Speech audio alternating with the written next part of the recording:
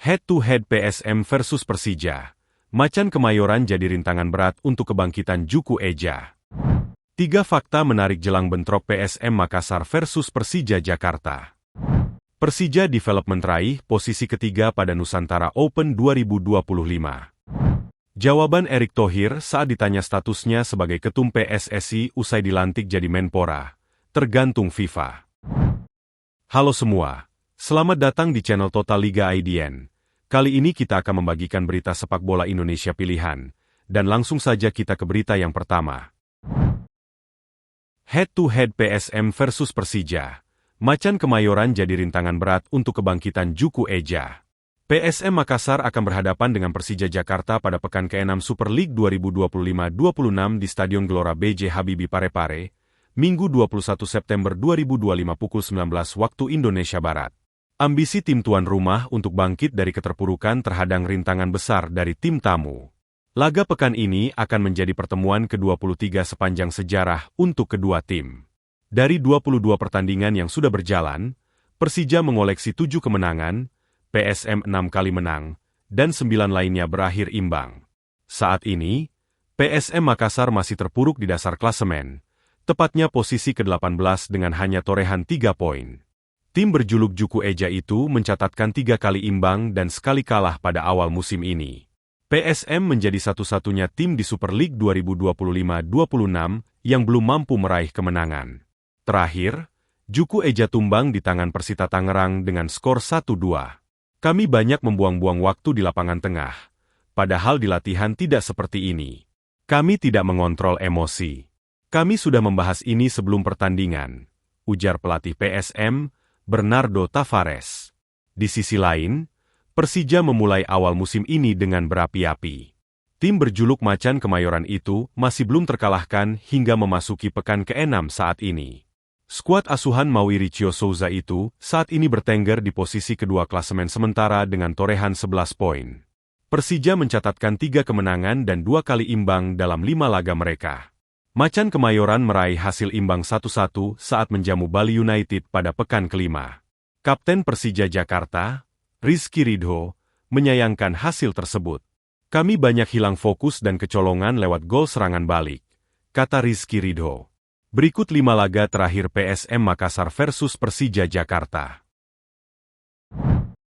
3 fakta menarik jelang bentrok PSM Makassar versus Persija Jakarta. Duel seru akan tersaji di Stadion Gelora B.J. Habibie Parepare, Minggu 21 September 2025 malam WIB kala PSM Makassar menjamu Persija Jakarta pada pekan ke-6 Super League 2025-26. Laga ini menjanjikan keseruan sehingga layak dinanti. PSM Makassar masih berburu kemenangan perdana musim ini. Pasukan Bernardo Tavares menelan sekali kekalahan dan 3 kali imbang sejauh ini, sehingga berada di dasar klasemen dengan nilai 3. Adapun Persija memiliki awal musim yang bagus, karena sukses mengumpulkan 11 poin dari 5 pertandingan. Jumlah itu membuat Persija menjadi runner-up pada klasemen sementara. Berikut 3 fakta menarik jelang bentrok antara PSM versus Persija. 1. Sering imbang. Laga ini bakal menjadi pertemuan ke-15 sejak era Liga 1 pada 2017. Sejauh ini, pertandingan yang mempertemukan PSM kontra Persija lebih sering imbang yakni 7 kali. Adapun Persija meraih 5 kemenangan, sedangkan PSM meraih 2 kemenangan dalam laga liga. Menarik untuk menantikan siapa yang jadi pemenang pada duel kali ini. 2. Tangguh di kandang. PSM Makassar punya rapor bagus saat melakukan laga kandang. Dalam 10 laga kandang terakhir di liga, PSM cuma kalah 2 kali yakni dengan skor 0-1 dari Persebaya Surabaya pada 7 Maret 2025, dan 0-1 dari Bali United FC pada 24 April 2025. Artinya, PSM terakhir kalah di kandang terjadi 149 hari lalu. Adapun sisanya, PSM sukses meraih 5 kemenangan dan 3 kali imbang. 3. Belum kalah. Sementara itu, Persija Jakarta menyambangi Sulawesi Selatan dengan kepercayaan diri tinggi. Klub berjulukan Macan Kemayoran itu belum terkalahkan dalam 5 laga yang sudah dimainkan musim ini. Persija meraih 3 kemenangan dan 2 kali imbang. Persija sukses mencetak 12 gol dan cuma kebobolan 3 kali. Persija Development raih posisi ketiga pada Nusantara Open 2025. Persija Development menuntaskan Nusantara Open 2025 U16 dengan finish di posisi ketiga. Sebuah catatan perjalanan yang layak diapresiasi, mulai dari perjuangan, kegigihan, hingga pembelajaran. Dalam persaingan babak penyisihan Grup A di Training Ground Garuda Yaksa Football Academy, Persija tampil gemilang. Mereka menang 3-1 atas Dewa United Development, 4-0 atas PSBS pada 27 Agustus 2025, dan 5-0 atas Akademi Garuda Yaksa pada 29 Agustus 2025. 3 kemenangan itu membawa Macan Muda melaju ke perempat final. Perjalanan mereka berlanjut dengan mengalahkan Bayangkara Presisi Lampung FC 4-1 pada 31 Agustus 2025. Namun, di semifinal langkah Persija terhenti oleh wakil Thailand, Chonburi, dengan skor 2-3. Di perebutan peringkat ketiga, Obama Rusdi dan kawan-kawan mampu mengalahkan Blispi dengan kemenangan 5-4. Ferdiansyah, pelatih Persija, mengapresiasi kerja keras anak didiknya sekaligus mencatat beberapa hal yang perlu dievaluasi. Saya mengapresiasi kerja keras anak-anak sejak kompetisi dimulai hingga akhir. Bagaimana mereka mencoba yang terbaik, bagaimana menjalankan taktikal, dan juga bagaimana mereka beradaptasi jika ada perubahan dalam permainan, kata Ferdiansyah. Senang sekali di Nusantara Open anak-anak bisa mendapatkan banyak pelajaran, baik secara individu maupun tim. Kami dapat bertemu dengan tim-tim terbaik di Indonesia.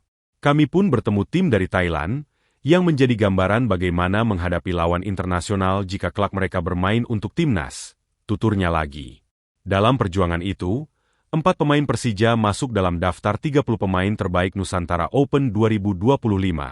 Mereka adalah Bayu Airlangga, striker, Revalino Lutfi, gelandang, Aldiano Adhendra, sayap kanan, dan Zaltan Zaki, bek kiri.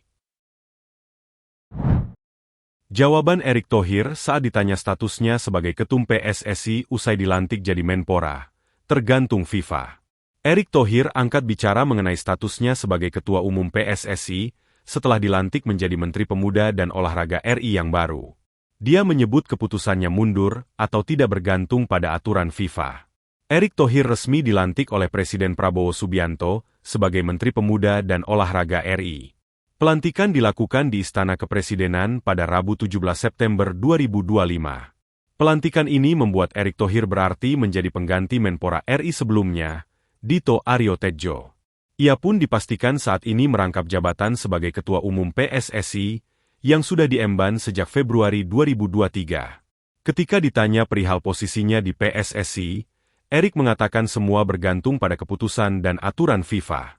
Dia pun hanya akan melaporkan statusnya ke induk sepak bola dunia tersebut. Nantikan itu ada prosesnya di FIFA. FIFA sebagai badan olahraga tertinggi di dunia, mereka yang akan menentukan, kata Erick Thohir usai dilantik. Namun Erick Thohir tak mengungkap aturan FIFA yang dimaksud. Dia hanya menegaskan bahwa dirinya akan mengambil langkah sesuai dengan aturan yang ada, termasuk apakah harus mundur sebagai Ketua Umum PSSI atau tidak. Yaitu FIFA yang mengatur semuanya. Ada di FIFA, saya gak tahu, nanti FIFA akan bersurat. Semua aturan dari FIFA, jelasnya. Keberadaan Erick Thohir sebagai pemimpin PSSI sendiri, saat ini juga bergantung pada para exco yang ada. Tapi salah satu exco, Vivin Cahyani mengungkapkan bahwa sang ketua umum tak perlu mundur, meski sudah dilantik jadi Menteri Pemuda dan Olahraga RI. Vivin menjelaskan bahwa Erick Thohir sudah menjadi seorang menteri saat terpilih memimpin PSSI dan semuanya sah-sah saja. Selain itu banyak juga menteri yang kini menjabat sebagai pemimpin cabur. Pak Ketum PSSI kan sudah menteri sekarang. Tidak harus mundur juga itu preferensi beliau saja, dan tentunya apapun keputusannya pasti melalui meeting exco, kata Vivin. Banyak ketum cabur juga menteri, ada wamen, ada juga pimpinan kelembagaan lain asal bisa mengelola konflik of interest saya pikir semua akan dapat berjalan bersamaan, tambahnya. Vivin menambahkan, ia memberikan dukungan dan mengutarakan rasa bangganya terhadap Erick. Dirinya pun menegaskan bahwa status Erick Thohir di PSSI tak perlu dipermasalahkan. Selalu bangga dan mendukung Pak Erick dimanapun beliau ditempatkan. Status di PSSI tidak perlu dipermasalahkan. Wong ketum cabur lain menteri juga dan sebelumnya beliau juga menteri, terang Vivin. Masalah konflik kepentingan itu tergantung dari manajemennya saja bagaimana. PSSI dukung apapun keputusan beliau, tegasnya menambahkan.